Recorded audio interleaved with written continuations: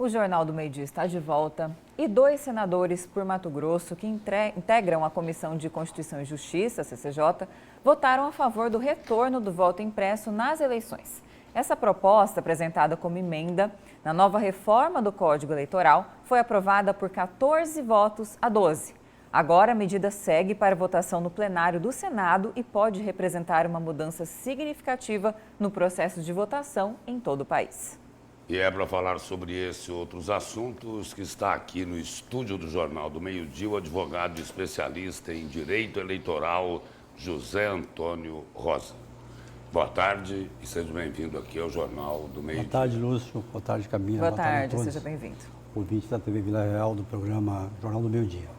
Na época que o voto era impresso, teve uma eleição aqui em Mato Grosso que a gente via aquelas urnas de papelão boiando no Rio Goiabá. Será que esse é o caminho de novo? Eu acho que não é esse o caminho, mas eu acho que ele é mais grave do que esse caminho. Porque veja que o STF já declarou inconstitucional a impressão do voto da urna eletrônica. Por que isso? Já foi proibido entrar com qualquer tipo de máquina fotográfica, celular, todo tipo que você possa registrar o voto, foi proibido entrar no ambiente da urna, dentro da urna. Por que o legislador, por que a legislação chegou nesse ponto? Por conta da venda de voto. Fazer isso agora, nesse momento, além de inconstitucional, é você premiar aqueles que estão querendo comprar voto, que estão querendo que o voto seja comprovado que realmente votou e só aí fazer o pagamento. É uma fraude eleitoral que se está abrindo a porta para que ela, não que todos vão fazer, mas abre-se a porta para que isso aconteça. Agora, doutor, este novo artigo que vai ser introduzido, que é o 896 do texto, conforme essa emenda na CCJ, diz que explica dessa forma. Vou até pedir licença aqui. Pelo novo artigo, a urna eletrônica vai ter 3 etapas. O registro digital, aí depois a urna vai imprimir o registro, esse documento será depositado de forma automática em compartimento lacrado, sem contato manual com o eleitor. E aí, após o eleitor confirmar o voto exibido na tela, que corresponde ao impresso, aí a conferência será feita de forma visual, sem a retirada do papel, ou seja, ele fica lá, a pessoa não leva para casa. Em caso, isso conforme o texto, em caso, né, se houver uma suspeita de fraude, é possível conferir a urna eletrônica com esses comprovantes, digamos ali, que não fica em contato com o eleitor. Isso traria mais credibilidade ou, na sua visão, não? Olha, eu trabalho com a urna eletrônica desde que começou, né? Já participei de todas as etapas da urna eletrônica, desde a preparação, de quando se encerra a eleição, quando se zera a urna eletrônica, leva para armazenar, quando vai se abrir ela de novo, que chama todos os partidos políticos para participar, OAB é chamada a participar, advogados são chamados a participar. E a urna eletrônica brasileira é uma das melhores coisas que já fizeram para as eleições do Brasil. Altamente segura, ela não tem contato com a internet, ela não tem contato externo, ela é totalmente fechada em si própria. Então, a hacker vai entrar na urna? Não vai, porque ela não tem contato com a internet. Não tem como ninguém fraudar a urna eletrônica, nem da forma como eles alegam que poderia fraudar, que já ia ir para lá carregado. Como que vai para lá carregada, se na hora de fazer, abrir os trabalhos, nós temos a obrigação de fazer a impressão da zerésima. O que é a zerésima? Zerésima é a impressão para mostrar que naquela urna não tem nenhum voto, não tem nada. E ao terminar a votação, você imprime o resultado da votação, que foi, inclusive, com o que, diferente do nosso aqui, o sistema não é o mesmo, mas o sistema venezuelano acabou a oposição comprovando que houve fraude na eleição, porque eles imprimiram o resultado das urnas e eles guardaram todos, se organizaram para isso. Não seria semelhante uma camada extra de verificação aqui, ou na sua visão não? Não, na minha visão eu acho que isso é interesse de um discurso político, criado pelo grupo ligado a Bolsonaro, para poder tumultuar o processo eleitoral, e ele vem dizendo isso desde a primeira eleição dele, quando ele foi eleito. Não da que ele perdeu, mas quando ele foi eleito, dizendo que houve fraude, sem nenhuma prova, nunca teve prova para isso. Inclusive, chegou a responder e se responde judicialmente por isso. Agora tem uma narrativa aí que é a seguinte, olha, a urna eletrônica não é auditável. Isso é fake news. Não é verídico. Não é auditável o voto que é colocado dentro da urna. Auditável que eu falo é o seguinte, depois que você extraiu o voto da urna, não tem mais o que fazer lá dentro da urna, extraiu o voto. Então, a auditoria da urna ela acontece em várias etapas, antes das eleições. Desde quando faz-se a preparação da urna, quando vai abrir a urna, você verifica a urna, todo mundo verifica a urna, é aberto isso. Depois, quando vai carregar a urna, quando vai colocar os nomes dos candidatos na urna, de novo ela é verificada, e aí ela é lacrada, e quando ela é lacrada, ela vai ser armazenada sob a guarda do TSE, do TRE e das polícias federais, e aí só depois, quando vai para a casa do presidente, que aí passa a ser a responsabilidade dele, da sessão eleitoral, é que ela vai para a votação. E lá na votação, ela é ligada numa tomada e acontece a votação normal.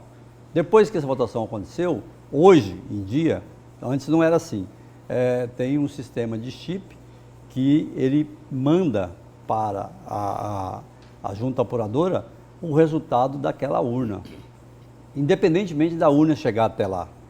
A urna não pode nem chegar até lá, mas o resultado já foi, já está armazenado, já está lá. E a zerésima e o resultado da votação é o que vai confirmar os votos todos que foram dados naquela sessão com as assinaturas. Então, são várias pontas que tem para se auditar. O documento do cidadão que vai votar, a assinatura dele na votação e a votação dele em si. Tudo isso comprova que esse voto entrou na urna. Aí querer auditar dentro da urna, aí já extrapola qualquer tipo de bom senso daqueles que planejaram a urna eletrônica para o Brasil. Além dessa questão do voto impresso, a CCJ no Senado também aprovou mudanças que enfraquecem a lei da ficha limpa. Isso aos olhos de muitos juristas, acredito que na opinião do senhor também. Qual a maior gravidade dentro dessas mudanças, se o senhor puder pontuar? Na verdade, essa comissão, ela aprovou, foi uma reforma total no Código Eleitoral, unificando as leis eleitorais num ponto só e fazendo algumas alterações. Na verdade, o que nós temos visto aí, que foi aprovado pelo relator e pela comissão, você vê que foi uma votação apertada, 14-12, Sim. Muito apertada. Na verdade, até o dia 21, agora até sexta-feira passada, esse projeto estava na mesa do Senado, aguardando emendas ainda, para ser destaque na votação. Então, quando isso for a votação, nós vamos ter só o resultado disso, verdadeiro, quando for a votação, e o que for aprovado é que nós vamos saber o que foi que aconteceu, como ficará. Mas do jeito que está, por exemplo, falaram-se muito e tentaram fazer isso, de mitigar a questão da lei de ficha limpa, que é uma lei, a meu ver, imutável que eu digo o seguinte, porque ela é oriunda de voto, assinaturas colhidas do povo brasileiro e que chegou no número suficiente para poder fazer uma alteração e foi levada até o Congresso Nacional e lá foi aprovado sob muita pressão. Eu me lembro que a pressão foi muito grande em cima, o juiz Marlon, você se lembra dele, que foi quem coordenou isso a nível nacional, fez muita pressão para que isso fosse aprovada. Então, o modo de destituir essa lei não pode ser simplesmente da forma como estão querendo. Mas já tentaram, nesta proposta que está lá agora, mitigar da seguinte forma, dividir os crimes em dois, os mais graves e o menos gravoso, aquele que tem menos potencial. Então, aquele que for mais gravoso segue a mesma regra, ou seja, depois de cumprida a pena, 20 anos, por exemplo, mais 8 anos de inexigibilidade. E os menos gravosos, depois de condenado, começa ali a contar já os 8 anos de pena. Isso é, sem dúvida nenhuma, um enfraquecimento da lei. Uma manobra. Mas é uma tentativa, como aquelas tentativas, por exemplo, quando criaram aquele valor absurdo para financiamento partidário de campanhas partidárias e abriram mão de uma série de coisas, dentre elas, vocês vão se lembrar, abrir mão de programa de rádio e televisão, que é gratuito, né? E aí, 2, 3 anos depois, já com domínio da situação, com dinheiro em caixa, os 5 bilhões de reais em caixa, Eles voltaram sorrateiramente com a lei, dizendo, olha, não, vai ter programa de rádio e televisão de novo. Quer dizer, o que se tinha negociado já não tem mais negociação. O programa de rádio e televisão continua. Não o horário gratuito, mas o programa do horário de partido. Esse que a gente tem que aturar durante o ano todo, colocado na programação normal da televisão.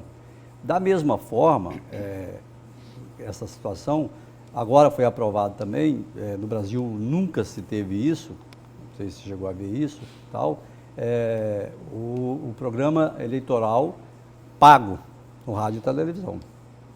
Está lá um artigozinho colocado dizendo que, olha, é possível ter o programa eleitoral pago no rádio e na televisão, dessa e dessa forma e tal. Como também voltaram à regra de que aquele que tem muito dinheiro e que é candidato pode bancar 100% da sua candidatura.